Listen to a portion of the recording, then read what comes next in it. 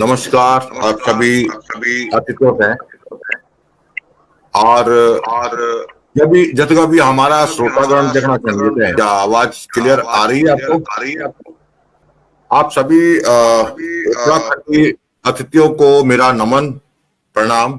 आज हमारे जितने श्रोतागण यहाँ पे जुड़े हैं, उन लोगों को सबसे बड़ी बात बताएं कि आज हम लोगों ने उन लोगों को यहाँ पे आमंत्रित किया है जो हमेशा जो भी हलचल होती है या लोकतंत्र का चौथा स्तंभ हम कहते हैं, मीडिया कहते हैं, जो हम लोगों तक जानकारी पहुंचाते हैं, उन लोगों को हमने यहां पे आमंत्रित किया है। और आप ये जानते हैं कि जो मीडिया है, जो चौथा स्तंभ है, वो हर खबर को बिल्कुल साफ, स्पष्ट, निष्पक्ष होके आप लोगों तक, हम लोगों तक पहुंचाता है। और हमें चाहते भी हैं कि हमारा पहाड़ी, हर एक पहाड़ी निष्पक्ष होके दल में ना जाए, दल की बात ना करे, जातिवाद ना करे, धर्म की बात ना करे, सबसे पहले उत्तराखंडियत की बात करे, अपनी जो उत्तराखंडियत है हमारी, उसकी बात करे, तब हम यहां पे बात करें तो ज्यादा बेहतर है। और आप सभी लोग जानते ही हैं कि आज उत्तराखंड राज्य में क्या हालात चल रहे हैं। आए दिन उत्तराखंड में जैसे कि अपने कुछ वीडियोस हमने अलग अलग जगहों से, कुछ ब्लॉगर्स वगैरह बनाते रहते हैं या आप लोगों के माध्यम से यहां तक पहुंचे, उसको मैंने जोड़ने का प्रयास किया है और आप लोगों को बताने का प्रयास किया है कि ये छोटी छोटी घटनाएं हमारे पहाड़ में आए दिन हो रही हैं। और हम एक घटना को 3 दिन 5 दिन तक चलाते हैं, उसके बाद भूल जाते हैं। फिर वो 5वें 7वें दिन कोई और घटना होती है, फिर थोड़ा उबाल आता है और फिर भूल जाते हैं। तो इसलिए ये हमने एक साथ जोड़ने का प्रयास किया है कि पहाड़ में जो चल रहा है, भ्रष्टाचार के केस इतने सारे बढ़ चुके हैं, उत्तराखंड की जनता के साथ जो दुर्व्यवहार हो रहा है, दबंगई की जा रही है, माफियाओं का जो आतंक फैला हुआ है, हमारे पहाड़ में रहने वाले युवाओं के साथ बदतमीजी, बहनों के साथ अस्मिता का खिलवाड़ किया जा रहा है, और जिनको हम 22 सालों से, लगातार 22 सालों से जिताते आ रहे हैं, वो सिर्फ मौन बैठे हैं, चुप्पी साधे बैठे हैं, और उनका संरक्षण होता है इन लोगों के ऊपर। तो ये एक बड़ा दुखद है हमारे पहाड़ के लिए, हमारे पहाड़ियों के लिए। तो यही एक सवाल है, क्या परिवर्तन की जरूरत है?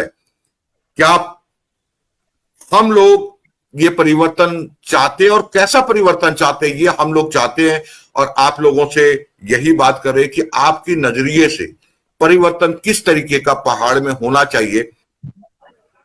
क्या कोई युक्ति है हम उत्तराखंडियों के पास, या फिर इन्हीं लोगों की दबंगई में, माफियाओं के तले दबके रह जाएंगे, चुपचाप रहेंगे, सहते रहेंगे, और शायद आने वाले कुछ समय, 5-10 साल बाद, हम उत्तराखंडी कहने के हकदार भी नहीं रहेंगे? ये एक सवाल है।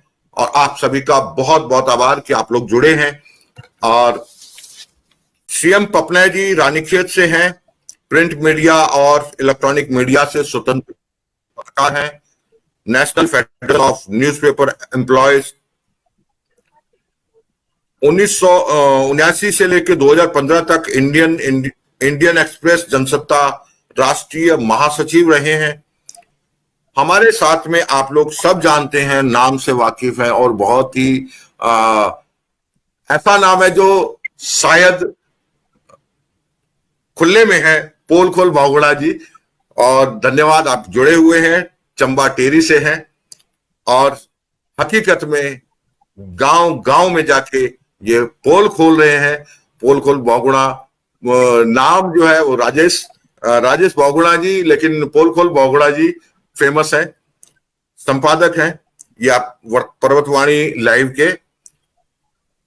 हमारे साथ तीसरे वक्ता जुड़े हुए हैं, पहाड़ टीवी के संपादक नवल खली जी, चमोली गढ़वाल से हैं। और ये भी लगातार पहाड़ की जो जो घटनाएं होती हैं, जो जो समस्याएं उठती हैं, उन पे क्या कार्य किया जा रहा है, इन सब चीजों पे ये भी काफी खुलासा करते हैं और हमारे तक खबरों को, पहाड़ के अलग अलग जगहों की खबरों को हम तक पहुंचाते हैं। पिछले 16 सालों से पत्रकारिता में हैं। पलायन, रोजगार, स्वरोजगार, गांव गलियारे तक कहानियां, हास्य व्यंग और लेखन में कार्यरत हैं। दीप सिलोड़ी जी पिंडर घाटी चमोली से हैं। आई थिंक हर उत्तराखंड का जो दिल्ली एनसीआर में रहने वाला व्यक्ति है वो तो हर व्यक्ति जानता है कि दीप सिलोड़ी जी कौन है। आंचल पत्रिका न्यूज से हैं और दिल्ली एनसीआर में पत्रकारिता करते हैं और पहाड़ के ज्यादातर जितने भी केसेस होते हैं, जो समस्याएं हैं या और भी चीजें पहाड़ से संबंधित रिलेटेड जो भी है उसको लोगों तक प्रसारित करते रहते हैं। तो मैं सबसे पहले अभी, क्योंकि नवल जी के पास टाइम कम है, अगला उनका प्रोग्राम है, तो मैं सबसे पहले नवल खली जी से ही बात करूंगा इस पे कि नवल खली जी, आपको क्या लगता है पहाड़ में परिवर्तन को लेके? परिवर्तन होना चाहिए तो कैसा परिवर्तन होना चाहिए? क्या हम पहाड़ी कैसा परिवर्तन चाहते हैं? धन्यवाद भाई साहब। आप जितने लोग जुड़े हुए हैं आपको भी बहुत बहुत नमस्कार मेरा। आपके सभी दर्शकों को भी बहुत बहुत नमस्कार कि आपने इतना शानदार कार्यक्रम एक रखा हुआ है ताकि एक जागरूकता भी पूरे समाज में आए, सभी लोग इसको सुने और कम से कम जागरूकता के माध्यम से लोग जुड़े और कुछ नए आइडियाज पे भी काम हो। बात कर रही हैं आपने, जो बात की है अभी परिवर्तन की, कि वास्तव में क्या परिवर्तन होना चाहिए, किस तरह के परिवर्तन पहाड़ों में होने चाहिए।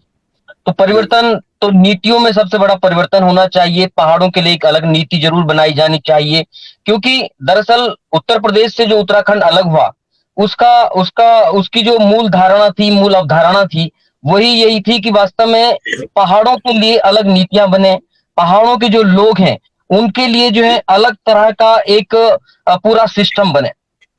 पहाड़ों में आपने देखा होगा कि बहुत सारे चीड़ के जंगल हैं जगह जगह। तो हमने भी कई बार सरकार के कानों में ये बात डाली कि कैसे वास्तव में इन चीड़ के जंगलों का फायदा सीधे ग्रामीण महिलाओं को हो सकता है। पिछली बार भी जो सत्र था, विधानसभा सत्र था, बजट सत्र था, उसमें भी मैंने मेल के माध्यम से खुद, जो पिछली बार लास्ट टाइम प्रेमचंद अग्रवाल जी विधानसभा अध्यक्ष थे और इस बार वित्त मंत्री हैं, उनको भी मेल के माध्यम से उन्होंने सुझाव मांगे थे, हमने दिए थे। हमने कहा देखिए, गांव के आसपास जो चीड़ के जंगल हैं वहां जो ठेकेदार हैं लीसे के, आज की डेट में सारे ठेकेदार बाहर के ठेकेदार आकर के वहां लीसा गड़ान करते हैं। और आपको जानकर बड़ा ताज्जुब होगा, 50 करोड़ रुपए से ज्यादा का जो टर्नओवर है वो लीसे से पूरे उत्तराखंड का है, 50 करोड़ रुपए से ज्यादा का। और वो कौन ले जा रहा है? ज्यादातर जो ठेकेदार हैं वो ले जा रहे हैं। तो हमने एक आइडिया दिया था कि भाई साहब, आप ग्रामीण महिलाओं का एक समूह बनाइए। जो महिलाएं गाय के साथ जाती हैं, घास लेने के लिए जंगलों में जाती हैं, वो महिलाएं वहां पे जो है लीसा गड़ान का काम कर रहे हैं। और बहुत बड़ा काम नहीं होता, आपको पता होगा, शायद सारे लोग भीगे हैं इस बात से, कि जंगल में जाकर के सिर्फ कनस्तर लगाना होता है, उसके ऊपर एक गमला लगता है और उसके बाद वो लगभग 2 से 4 दिन में वो गमला भर के तैयार हो जाता है। तो हमने कहा था कि इस तरह के महिलाओं का जो है एक समूह बनना चाहिए ताकि वो महिलाएं उस स्वरोजगार से सीधा जुड़े और घर बैठे कम से कम हर महीने का 8 से 10 हजार रुपए, 15 से 20 हजार रुपए कमा सकें। और जब पैसा व्यक्ति कमाएगा, आर्थिक रूप से सक्षम होगा, तभी जाके जो है परिवर्तन होगा, उसकी जो है आर्थिक रूप से जब वो मजबूत होगा। लेकिन उस पर सरकार ने सुनी नहीं, क्योंकि उसमें कमीशन बाजी नहीं है। आपको मैं स्पष्ट बता दूं कि उसमें क्योंकि महिलाएं काम करेंगी, पैसा उनके खाते में जाएगा। तो फिर वास्तव में जो नुमाइंदे बैठे हैं, अधिकारी जो बैठे हैं, तमाम वन विभाग के बड़े बड़े जो ठेकेदार बैठे हैं, कमीशन खोरी नहीं हो पाएगी। इसीलिए उन्होंने उस काम को नहीं किया और उसको ठंडे बस्ते में डाल दिया। ये अपने आप में बहुत बड़ा प्रश्न है कि इस तरह की वास्तव में जो स्वरोजगार की योजना है उनको ठंडे बस्ते में डालने का काम होता है। जहां कमीशन नहीं होता वहां जो आला अधिकारी हैं, सरकार के नीति नियंता है, वो बिल्कुल ध्यान नहीं देते और उनकी नजर में वो काम कुछ भी नहीं होता। तो ऐसे बहुत सारे काम है जिसके माध्यम से पहाड़ों की महिलाओं को सबसे पहले सक्षम करना होगा, ताकि महिलाएं सक्षम होंगी तो तभी वास्तव में जो है वो आगे अपने बच्चों को भी पढ़ा पाएंगी। आज देखिए, पलायन की हम लोग बात करते हैं, हर पटल पे बात करते हैं, लिखते हैं, पलायन के बारे में बहुत कुछ चर्चाएं होती हैं। आप देखिए, जो सक्षम लोग हैं वो पहाड़ों से पलायन कर चुके हैं। जिनके पास थोड़ा बहुत पैसा आया, थोड़ा बहुत लोन लिया, उन्होंने देहरादून, दिल्ली, चंडीगढ़, मुंबई, जहां जाना था वहां जाके अपने सेटल हो गए। जिनके पास पैसा नहीं है, जो गरीब आदमी है, वो आज भी पहाड़ों में। और या फिर वो लोग जो जी। थोड़ा बहुत नौकरी चाकरी कर रहे हैं वो लोग वहां पे हैं। लेकिन अभी जो लोग पहाड़ों में हैं वो पहाड़ों को जिंदा किए हुए हैं और पहाड़ों का आने वाला जो समय है वो भी वास्तव में बहुत ही अच्छा रहने वाला है, अच्छा होने वाला है। बहुत सारे ड्रीम प्रोजेक्ट वहां पर चल रहे हैं, आपने देखा होगा। बात करें गढ़वाल क्षेत्र की तो एक रेलवे लाइन का बहुत अच्छा काम हो रहा है।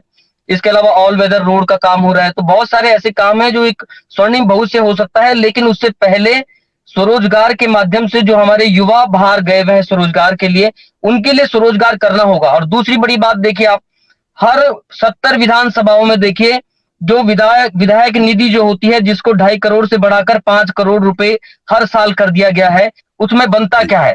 खड़िंजे बनते हैं, प्रतीक्षालय बनते हैं, और वो नाम मात्र के वो कार्यकर्ताओं के लिए बनते हैं ताकि 2 लाख 2.5 लाख का जो काम है एक कार्यकर्ता को दिया जाए, उसमें से 1-1.5 लाख रुपए वो कमा ले और उसके बाद जो है काम हो ना हो उससे कोई फर्क नहीं पड़ता। हमने कहा था कि जो विधायक निधि है उसका सदुपयोग हो, युवा जो है युवाओं का एक समूह बनाया जाए, उस समूह के माध्यम से वहां गांव में डेयरियां खोली जाए ताकि जो है युवा उससे जुड़े। और आजकल मॉनिटरिंग के लिए क्या नहीं है, सीसीटीवी कैमरे से लेकर तमाम चीजें हैं जो मॉनिटरिंग हो सकती है, चीजों को चलाया जा सकता है। लेकिन जो नेता है वो करते नहीं है। और विधायक निधि, आपको जानकर आश्चर्य होगा कि विधायक निधि 5 करोड़ रुपए हर साल विधायक बचाते हैं। केवल जी, मैं थोड़ा सा मैं टोक नहीं रहा हूँ, रोक नहीं रहा हूँ आपको, लेकिन हम लोग उत्तराखंडी हैं, आप भी उत्तराखंडी हैं, हम भी उत्तराखंडी हैं, और हम तो नहीं बोल सकते आप लोगों के साथ में इस बारे में, क्योंकि हम लोगों ने अगर आपको बुलाया तो यही सोच के बुलाया है कि आप निष्पक्ष बातें रखें और रख भी रहे हैं। लेकिन कुछ चीजें ऐसी होती है जैसे आपके बोलते बोलते कुछ सवाल आ जाते हैं कई बार। जैसे आपने बोला रेल प्रोजेक्ट चल रहा है, तो रेल प्रोजेक्ट से एक सवाल मेरे मन में आया कि मैं वो और उत्तराखंडियों को बताना चाह रहा हूं, जागरूकता की जो बात करते हैं। रेल प्रोजेक्ट आने से मुझे जो लगता है कि पहाड़ का आदमी बाहर और बाहर का आदमी अंदर चला जाएगा, मेरा ये मानना है। क्योंकि आज जो है अधिकतर लोग जो है अपने खेत खलिहानों को बेच चुके हैं, बेच रहे हैं। उस स्थिति में क्या होगा कि हमारा पहाड़ी, अगर मैं 20-25 साल पीछे की बात करूं, हमारा पहाड़ी जब शहरों में आता था तो उसे ईमानदार समझ के नौकरी पे कहीं नौकरी मिल जाती थी, उस तरीके से वो कहीं भी नौकरी कर लेता था। लेकिन आने वाले टाइम में रेल प्रोजेक्ट जाने के बाद मैं समझता हूं कि हमारा पहाड़ी अपने ही पहाड़ में, अपने ही घर में वो किसी और की दुकान में काम कर रहा। आपको इस पे क्या लगता है? नहीं भाई साहब, मैं आपकी बात से बिल्कुल भी सहमत नहीं हूं इस बात से कि ऐसा बाहर अंदर और ऊपर नीचे जाना। ऐसा है कि आने जाने के लिए अभी भी जो लोग जा सकते हैं, लोग जा रहे हैं। और बमुश्किल पहाड़ों में खेती होती कितनी है, बमुश्किल किसी एक परिवार के पास 1 नाली 2 नाली 3 नाली खेती होगी, और वो अधिकतर ऐसी जगहों पर है। नेशनल हाईवे पर तो वैसे भी कहीं जमीन बची नहीं है, और गांवों की तरफ जो है कोई व्यक्ति जहां सड़क नहीं, आज भी सड़क के लिए हम लोग लगातार वहां पे प्रयास कर रहे हैं, जहां स्वास्थ्य सुविधाएं नहीं, जहां कुछ नहीं, तो वहां जाके कोई करेगा क्या? और दूसरी बड़ी बात कि जो लोग अब लोग जागरूक हो रहे हैं, लोगों के पास जितनी खेती बची है, जितनी थोड़ी बहुत 1-2 नाली तो कुल जमीन है, तो जितनी खेती बची है लोग उसको पितृ प्रसाद मान के अपने पास रख रहे हैं, उसे जो है एक संरक्षित रूप में उसे रख रहे हैं। और दूसरा, अगर व्यवसायी लोग जाते हैं, व्यवसायी लोग तो सदियों से जाते रहे हैं। तिब्बत और भारत का तो बहुत लंबे समय से व्यापार जो है बद्रीनाथ के एरिया से होता रहा है, कोई वो नई बात नहीं है। तो व्यापारिक दृष्टिकोण से यदि कोई जाए और उसके माध्यम से हमारे लोगों को यदि फायदा पहुंचे तो अच्छी बात है। यदि कोई लड़का चंडीगढ़ में नौकरी कर रहा है, 18,000 रुपए उसे मिल रहे हैं, और अगर कर्णप्रयाग में उसे 30,000 35,000 रुपए मिल जाए, घर से खाना खा के जाए, तो उससे बढ़िया और क्या बात हो सकती है? तो अच्छी बात है, निवेश होना चाहिए, निवेश होना चाहिए। बहुगुणा जी, आपका क्या मानना रहा है? पहाड़ की स्थिति आप लगातार देख रहे हैं और खुलासा कर भी रहे हैं आप सभी लोग, तो आपका क्या मानना है पहाड़ परिवर्तन को लेके? देखिए, सबसे पहले तो कोहली जी आपका बहुत बहुत धन्यवाद कि आपने इस विशेष चर्चा में मुझे और मेरे अन्य जो पत्रकार साथी हैं उनको शामिल किया है। मेरा बहुत लंबा अनुभव तो नहीं है पत्रकारिता का, लेकिन जितना भी है वो बड़ा एक स्लीपर सेल की तरह मैं काम कर रहा हूँ। तो उसमें परिवर्तन की जो सबसे बड़ी चाहत मेरी है वो मेरी अपने लोगों से है। दरअसल क्या है कि हमारे जो अपने लोग हैं उनके हमारे पास में बहुत सारी की समस्याएं आती हैं, फोन आती हैं, दिक्कत आती हैं। जब मैं उनसे पूछता हूं कि क्या आप अपनी समस्या को आपने अपने विधायक को बताया, तो यकीन कीजिएगा कोहली साहब 99% लोग ऐसे हैं जो विधायक को कहते हैं उसे क्या बतानी है, जरूरत ही नहीं है। सही बात, सही कह रही हैं आप 75। अब वो अधिकारी के पास जाते हैं, पीडब्ल्यूडी के अधिकारी हो, डीएम हो, एसडीएम हो, सीएम हेल्पलाइन में चले जाते हैं, सीएम के पास चले जाते हैं, लेकिन वो अपने जनप्रतिनिधि विधायक को बाईपास कर रहे हैं। अब ये मेरी समझ से परे है कि वो विधायक को बाईपास क्यों कर रहे हैं, जबकि एक विधानसभा में कोहली साहब वार्ड मेंबर से लेके ग्राम प्रधान, क्षेत्र पंचायत, जिला पंचायत, विधायक, सांसद, तब एक मुख्यमंत्री है। इतनी टीम होने के बाद भी हमारे लोग छोड़ क्यों दे रहे हैं इन्हें? हाँ, या तो छोड़ रहे हैं तो फिर चुन क्यों रहे हैं इन्हें? मतलब हमारा आदमी यही नहीं सोच पा रहा कि मैंने विधायक चुना है, प्रधान जी चुने हुए, क्षेत्र पंचायत, जिला पंचायत, भाई ये किस लिए चुन के छोड़ दिए? जैसे हम आवारा पशुओं को छोड़ देते हैं ना चरने के लिए, और उनका शाम को आ जाएंगे, घर आ जाएंगे। तो ये वाली जो पद्धति है, मुझे लगता है कि इसमें हमें बदलाव लाने की जरूरत है। अपने लोगों को कम से कम सवाल पूछने के लिए हमें इतना तो जागरूक करना पड़ेगा। इसलिए हम बार बार कहते भी हैं कि भाई आप अब राजेश पोलखोल बहुगुणा या नवल खली या अब हमारे जो अन्य साथी हैं वो हर जगह नहीं भाग सकते। ना ही हमें कोई सीएम साहब ने हेलीकॉप्टर दिया हुआ है कि जाइए हेलीकॉप्टर उड़ाइए और आप लोगों की समस्याएं सुनिए। हम कहते हैं कि आप अपनी समस्या का एक वीडियो बना के हमें भेजिए और वीडियो में अपनी समस्या बताएं। कोहली जी, ये हमारा एक लर्निंग प्रोसेस है उस आदमी के साथ में जिसको हम लड़ना भी बता रहे हैं कि भाई हमें लड़ना भी है, अपने हक को मांगना भी है। तो ये इस लड़ाई में परिवर्तन, मैं चाहता हूं कि सबसे बड़ा परिवर्तन तो इस पे आना चाहिए कि हम अपना हक लेना कैसे सीखेंगे। हम अपने विधायक से क्यों नहीं पूछ रहे हैं कि भाई मेरा काम क्यों नहीं हो रहा है। दूसरी सबसे बड़ी बात यह है, उत्तराखंड का जो जनमानस है कोहली साहब, ये उत्तराखंड से प्यार कम करता है, इससे कम लगाव है उत्तराखंड से। हमें लगाव है अपने देश से ज्यादा लगाव है। मैं ये नहीं कह रहा हूं देश से लगाव नहीं रखना चाहिए, लेकिन हम राष्ट्रवादी सोच के ज्यादा हो गए हैं। प्रदेश प्रेम कम और राष्ट्र प्रेम ज्यादा हो गया है, उससे नुकसान हमें हो रहा है। अब आप हिमाचल को ही देखिए, हिमाचल हमसे लगा हुआ राज्य है।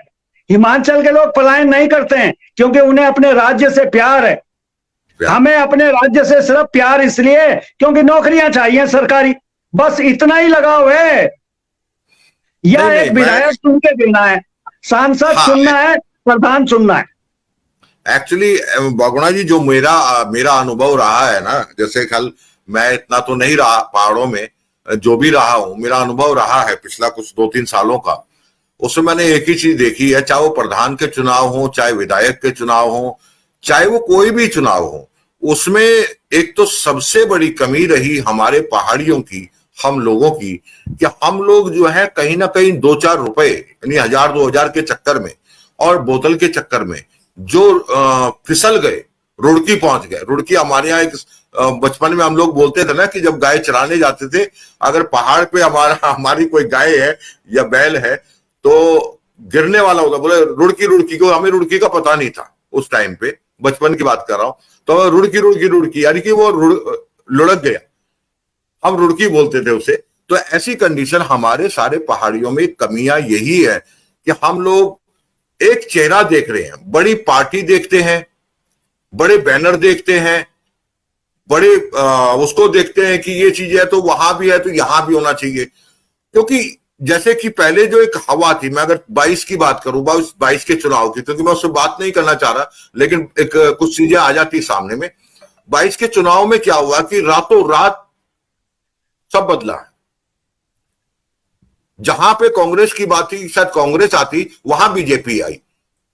क्योंकि उसका कारण क्या था, हमारे जो प्रधानमंत्री जी या श्रीनगर गए, टोपी पहन ली, दीदी बुली बोल दिया, दैट्स ऑल, सब खुश, सब लुढ़क गए, रुड़की पहुंच गए। सत्यता जो है कोहली जी, मैं यही इसलिए कह रहा हूं, हमें मोदी जी पसंद हैं, होने चाहिए, वो देश के प्रधानमंत्री हैं, लेकिन राज्य के होने के नाते प्रथम जिम्मेवारी हमारे अपने राज्य की है। जिस राज्य में हम पैदा हुए हैं, जिस राज्य का अन्न हम खा रहे हैं, जिस राज्य की आबो हवा में हम जिंदा हैं, क्या हमारी राज्य के प्रति कोई जिम्मेवारी नहीं है? बिल्कुल, मैंने आपकी बात को खुलासा किया, आपने जो बोल दिया वो मैं समझ गया था। ये सत्यता यही है, क्योंकि जो देश प्रेम की बात करते हैं, आप जितने ग्रुप में आप बात कर लीजिए, उस ग्रुप में आप उत्तराखंड की बात डालेंगे तो वो पहले जो है सीधा बोलेंगे केंद्र। उन्हें उत्तराखंड से मतलब नहीं है, उत्तराखंडी बोलते केंद्र। जो उत्तराखंड के अंदर बैठा वो भी ये स्थिति में, तो ये हमें समझना पड़ेगा। ये जरूरी है कि हम लोगों का, ये हमारा जो बात करने का जो एक हमने उत्तराखंड लाइव किया, वो मकसद हमारा एक ही है, हम उत्तराखंडी एक दूसरे को समझे और उन बातों को समझने के बाद कम से कम जो पीछे रह गया, आगे तो कम से कम बदलाव करे, अपने आप में परिवर्तन करे। किस रूप में परिवर्तन करना है वो उनकी अपनी सोच होनी चाहिए। और मैं आपसे दोबारा फिर बात करता हूं, हमारे साथ में पपने जी हैं। पपने जी, मैं अभी, पपने जी आप बोलिए, हो सकता है माइक अगर क्लियर हो। अभी भी आवाज नहीं आ रही आपकी, आप बिना उसकी कर लीजिएगा जी। अब आवाज आ रही है जी? हाँ, दरअसल जिस तरीके से आपने सवाल किया था अपना कोहली साहब, दरअसल सबसे पहले तो आप सब लोगों को बधाई देना चाहता हूं कि आप लोग जो है एक दूर दराज के इलाकों से, सीमांत के क्षेत्रों से इस तरीके से अपना जो है उत्तराखंड के बारे में चिंतित है। और हम लोग चाहे हम अपना प्रवास में रहे या उत्तराखंड में रहे, अपना जो है अपना देखते रहते हैं कि किस तरीके से क्या क्या हालात बन रही है, या हालात सुधर रही है या ज्यादा बिगड़ रही है। एक्चुअली हमारे जो जन जो है वो इस वक्त अपनी अच्छी स्थिति में है या भावग्रस्त स्थिति में है। तो हर चीज का हम लोग अपना अवलोकन करते रहते हैं समय समय पर और लिखते रहते हैं, चाहे वो सांस्कृतिक दृष्टि से हो, चाहे वो सामाजिक दृष्टि से हो, चाहे वो धार्मिक दृष्टि से हो। हर दृष्टि से हम अपना ये देखते हैं कि एक्चुअली इस उत्तराखंड की हालातों से गुजर रहा है। एक्चुअली बात की है जिस तरीके समय समय पर आपदाएं यहाँ पर आ रही है, एक्चुअली अगर हम एक जिस तरह आपने परिवर्तन की एक आप बात कर रहे हैं, आपदाओं पे अगर हम जाते हैं तो आपदाएं किसके कारण आ रही है। एक्चुअली बात की है, मैं बीच में अवलोकन कर रहा था पूरे हिमालय के ग्लेशियरों का।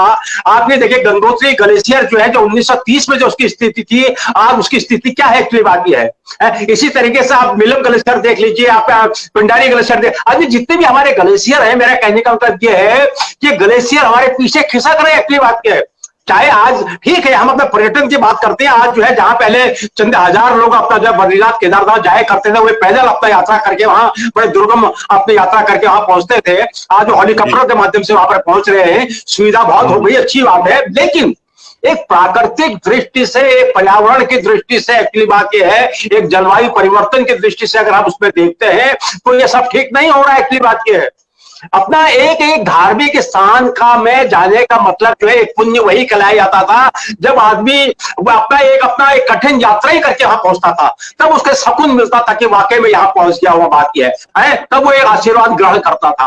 आज आप जो है 5 मिनट में ऊपर पहुंचे, 5 मिनट में नीचे आ रहे हैं और आपका सबसे पहले आपका नंबर लग रहा है, वो एक्चुअली भगवान भी ये देख रहे हैं एक्चुअली हो क्या रहा है। एक्चुअली बात तो इसमें जब जिस तरीके से अपना एक कुठाराघात अपना हो रहा है, जो ग्लेशियर पीछे जा रहे हैं, और जिस तरीके से अपना 2013 में जो इतनी बड़ी आपदा केदारनाथ की जो आपदा आई है, एक्चुअली बात देखिए मंदिर को कुछ नहीं हुआ, लेकिन हजारों लाखों आदमी जिस तरीके से अपना नुकसान हुआ है हमारा। एक्चुअली बात क्या है, चाहे वो हम पशुओं के, घोड़े खच्चरों के लिहाज से देखें, चाहे हम पशुओं के लिहाज से देखें, चाहे हम अन्य अपने लिहाज से देखें, तो सब कुछ अपना दब गया। कहाँ गया क्या गया कुछ पता नहीं। एक्चुअली बात है, तो हमें एक्चुअली जो हम विकास कार्यों की बात कर रहे हैं, परिवर्तन की बात कर रहे हैं, तो यहाँ पर एक दृष्टि ये भी आती है कि हम लोग जब अपना पढ़ाई लिखाई करते थे तो एक वो आता था कि अपना जो है कि अपना विकास जो है एक विनाश की जड़ है। एक्चुअली बात है, तो यहाँ पर ठीक है अपना विकास आप कर रहे हैं एक्चुअली, तो कई बार हम लोग अपने टेलीविजन के अंदर जिक्र करते हैं, अलग अलग अपना टेलीविजन चैनल में आपसे एक पहाड़ी होने के नाते हमसे सवाल भी करते हैं कि आप बताइए कि आपका क्या कहना, आपको इसकी अच्छी जानकारी है।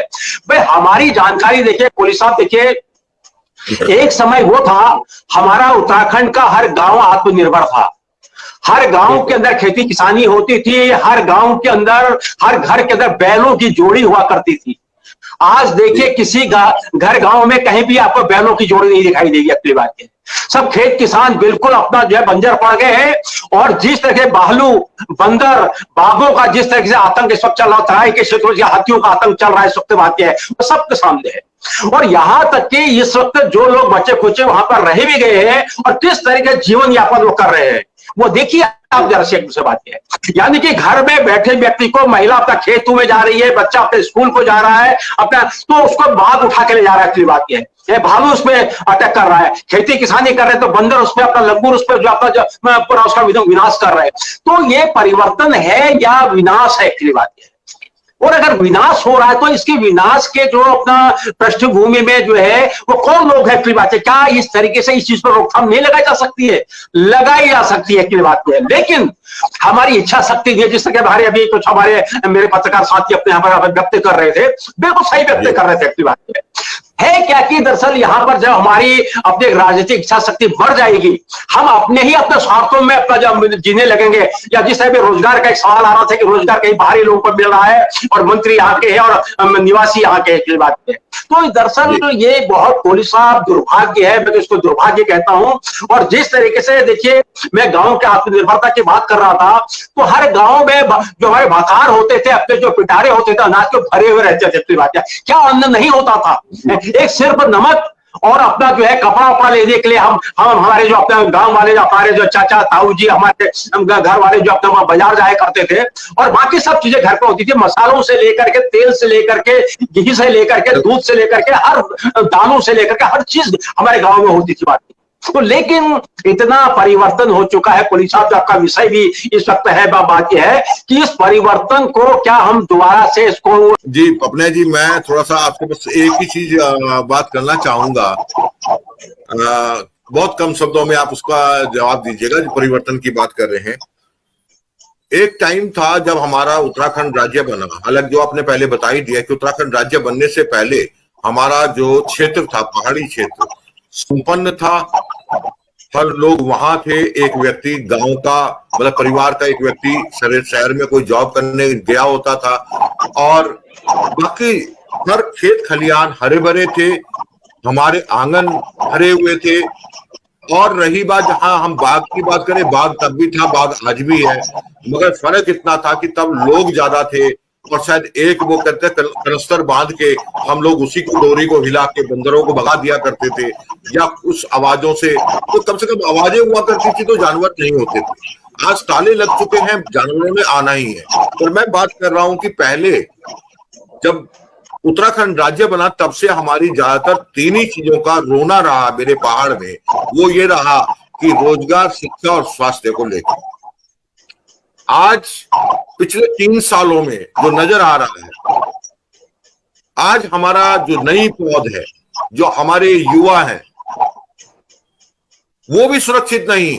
सवाल इस बात का है, तो परिवर्तन कैसा, परिवर्तन किस तरीके का परिवर्तन? क्या हम सिर्फ मुझे नौकरी मिल जाए और मेरे परिवार को कल ऐसी जो गतियां हो रही है, जैसे कल का केस हुआ देहरादून में, पहले अंकिता भंडारी का हुआ, उससे पहले जो है और भी केसेस हुए हैं, मतलब अंधाधुंध बाढ़ सी आ गई पिछले 3-4 सालों में। और मेरे ख्याल से मैं समझता हूं कि जो आदमी, जो व्यक्ति वहां रह गया है, और खलील जी ने थोड़ी देर पहले बोला कि ट्रेन का काम चल रहा है, मैं इस पे जो मुझे लगता है, एक पहाड़ी ऐसा है जो अपने बच्चे के साथ शहर में नहीं रहता, वो कहता है नहीं बेटा मुझे घर में छोड़ दे, जबकि उसके पास हर सुविधा है उसके बेटे के पास, मगर फिर भी वो पहाड़ से चिपका हुआ है, तो उसको लगाव है उससे, और वो वापिस चला जाता है, मतलब 15-20 दिन वो शहर में रहने के बाद। लेकिन एक दिन ऐसा आएगा, जो सभी मेरे श्रोतागण अगर सुन रहे हैं हम लोगों की बात को, तो मैं उनको एक ही बात बोल रहा हूं कि एक दिन ऐसा आएगा कि हमारे आजू बाजू में एक बिहार का होगा, पंजाब का होगा, उड़ीसा का होगा, एक कहीं और का होगा, और मेरे ख्याल से हमारे जो वो बूढ़े लोग हैं या जो वहां रहना चाहते हैं, वो तंग आ जाएंगे उस वातावरण से। वो बोलेंगे छोड़ो यार इसे, हम भी शहर की तरफ चलते हैं। तो बेहतर है कि हम अपने क्षेत्र को पहले, जो बात खलील जी ने भी बोली कि जो लोग रह रहे हैं उसको विकास की ओर लेके जाएं, अपने खेत खलियानों को देखें, क्या कर सकते हैं उस पे हम, क्या रास्ते बहुत से लोग जा रहे हैं पहाड़ में। तो इस तरीके से परिवर्तन की जो बात आ रही थी, वो ये आ रही थी कि किस तरीके का परिवर्तन अब जरूरत है उत्तराखंड के लिए। कोहली साहब, आपका सवाल बहुत सटीक है। दरअसल यहाँ पर जिस तरीके से आपने सवाल किया है, जिस तरह भी आपने वनों का आपने जिक्र किया था, दरअसल ऐसा नहीं है।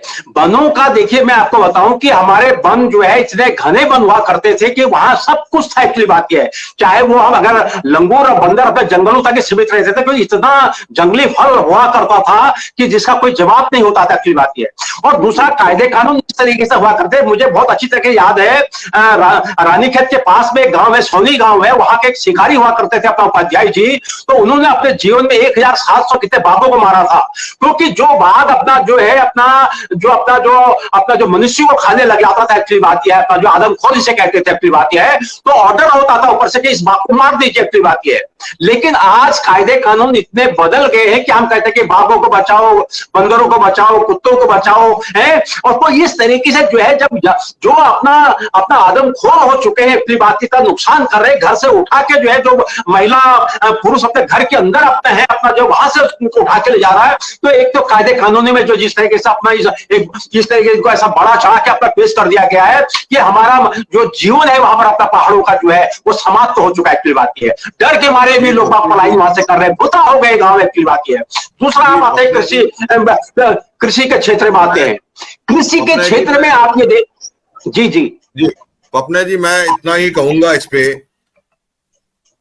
आप, सरकार कहती है जानवरों को बचाओ, पर मुझे लगता है कि सरकार बिना कहे कहती है कि जो वहां के मानव है उसको खत्म करो, बिना कुछ कहे। बिल्कुल जी, कह रही है कि जो वहां का मानव है उत्तराखंडी, उसको खत्म करो या उसको बाहर निकालो। बिल्कुल सोच बदल गई है, ये सोच बदल गई है। कायदे कानून हम पहाड़ियों को सुरक्षित करने के नहीं बना पा रही है, तो सबसे बड़ी कमी किसकी? सरकार की, जिसको हमने जिताया। तो हमने किया क्या? हमने इन 21 सालों में, 22 सालों में, मैं ये बोलता हूं कि 22 साल का बच्चा आज जो है, शायद हमारे पहाड़ में बाल बच्चेदार भी हो गया होगा। कई ऐसे होंगे जो अभी इंजीनियरिंग कर रहे होंगे। लेकिन मेरे पहाड़ ने पाया क्या? मेरे पहाड़ ने कुछ नहीं पाया। मेरा अगर पहाड़ी सुन रहा है, देख रहा है, समझ रहा है, तो मैं ये बोलूंगा कि आप और मैं दोषी हैं, कोई सरकार दोषी नहीं है इसमें। दोषी हमारा समाज है, जिसने उन लोगों को वहां पे पनाह दे रखी है। हम गिड़गिड़ा रहे हैं कि सरकार कुछ नहीं कर रही, क्योंकि हम 5 सालों में जो दारू की बोतल पे जाते हैं, वही सब कुछ बिगड़ जाता है। परिवर्तन यहां है, इस पहाड़ का परिवर्तन यहां शुरू होता है और यहीं पे खत्म होता है। मेरा अपना मानना तो यही है। रियली बता रहा हूं, आप मेरी बात को नाराज मत होना, क्योंकि मैं एक उत्तराखंडी हूं। मैं उत्तराखंडी की आवाज में उस दर्द से बोलता हूं। बहुत बढ़िया बात बोली। और अभी हमारे साथ में दीप सिलोड़ी जी जुड़े हुए हैं। मैं थोड़ा, दीप सिलोड़ी जी काफी लेट हो गए हैं बात करते करते, तो अभी आपका नंबर, आप बोलिए प्लीज, अपने विचार दीजिए इसके बारे में कि उत्तराखंड में परिवर्तन को लेके आपका क्या मानना है। कोहली जी लगातार उत्तराखंड के मुद्दों को उत्तराखंड लाइव के द्वारा दिखा रहे हैं। कहीं ना कहीं एक जागरूकता की ओर बढ़ रहे हैं हम लोग। दूसरी बात, पैनल में आए हुए सभी वरिष्ठ पत्रकारों को मेरा प्रणाम।